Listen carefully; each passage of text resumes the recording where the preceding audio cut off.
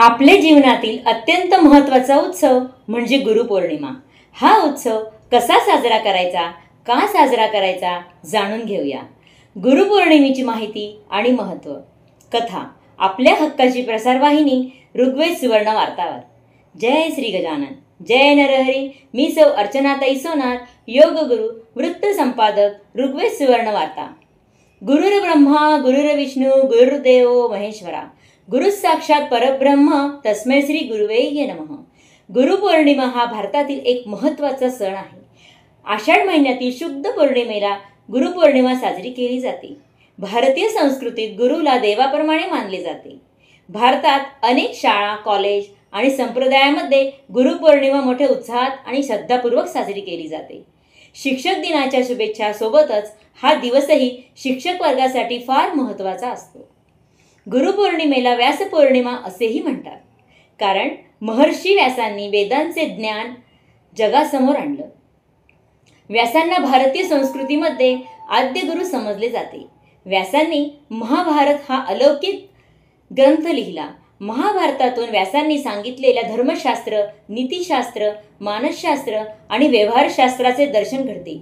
तिथीनुसार हा दिवस महर्षी व्यासांचा जन्मदिवस असल्यामुळे या दिवसाला एक अनन्यसाधारण महत्त्व आहे। म्हणूनच गुरुपौर्णिमेला व्यासपूजन देखील केले जाते। भारतात पुराण काळापासून गुरु शिष्य परंपरा आहे। पूर्वीच्या काळी शिष्य गुरूंकडे आश्रमात राहत असत। त्या काळी शिष्य स्वतःचे घर सोडून गुरुग्रही राहत असत। ज्ञानसंपदेसाठी शिष्याला सुखवस्तू जीवनाचा त्याग करावा लागला। असे ज्ञानप्राप्तीनंतर गुरुला गुरुदक्षिणा देण्यासाठी गुरुपौर्णिमा साजरी केली जात असे। आता मात्र गुरुकुल परंपरा कमी झाली आहे। मात्र गुरूंकडून ज्ञान घेण्याची प्रथा आजही तशीच आहे। त्याप्रमाणे जीवनातील चांगल्या अथवा कठीण प्रसंगी आजही आपल्याला गुरूंकडून मार्गदर्शन मिळते। तिथीनुसार आषाढ महिन्यातील शुद्ध पौर्णिमेला गुरुपौर्णिमा साजरी केली जाते।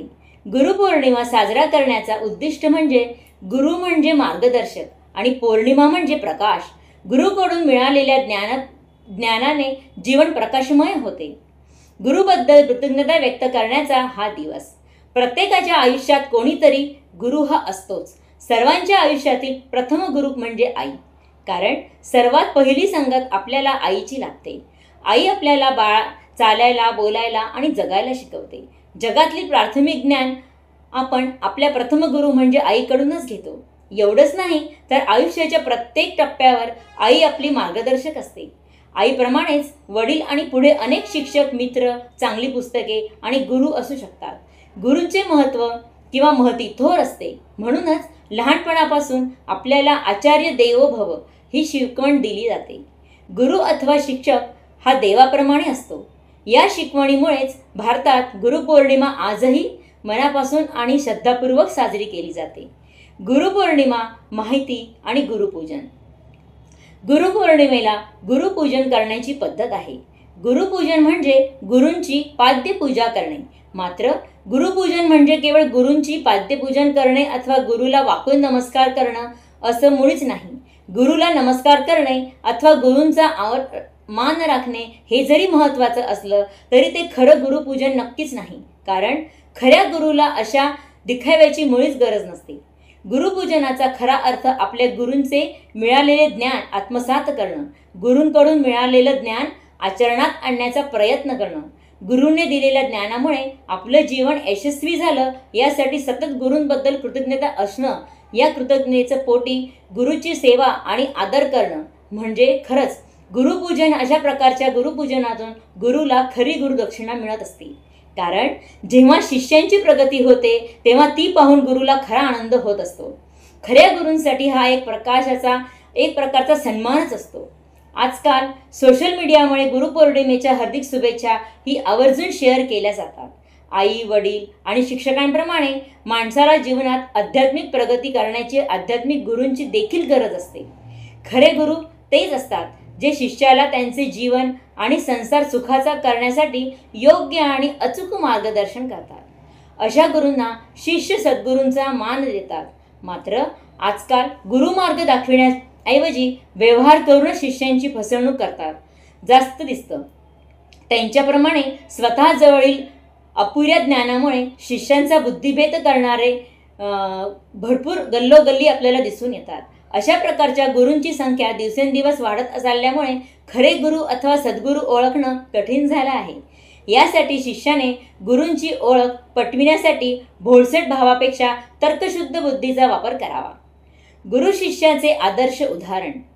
भारतात प्राचीन काळापासून गुरु शिष्य परंपरा आहे. कृष्ण, अर्जुन द्रोणाचार्य, एकलव्य द्रोणाचार्य, चाणक्य, चंद्रगुप्त अशी अनेक उदाहरणे पुराणामध्ये सापडतात.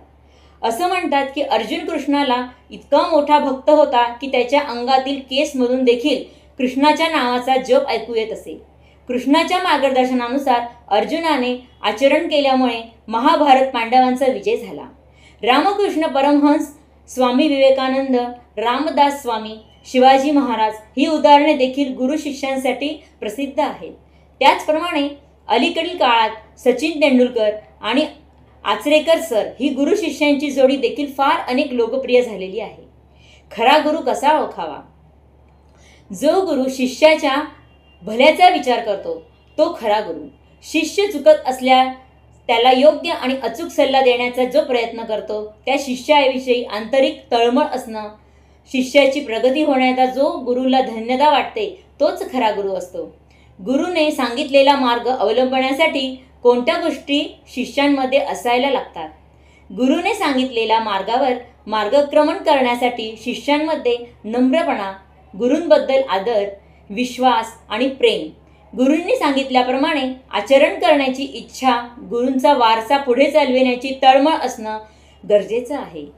आपणास आजची माहिती कशी वाटली ते कमेंट्समध्ये नक्की सांगा. व स्वर्णकार समाज प्रसारवाहिनी ऋग्वेद सुवर्ण वार्ता चॅनलला सबस्क्राईब नक्कीच करा. धन्यवाद.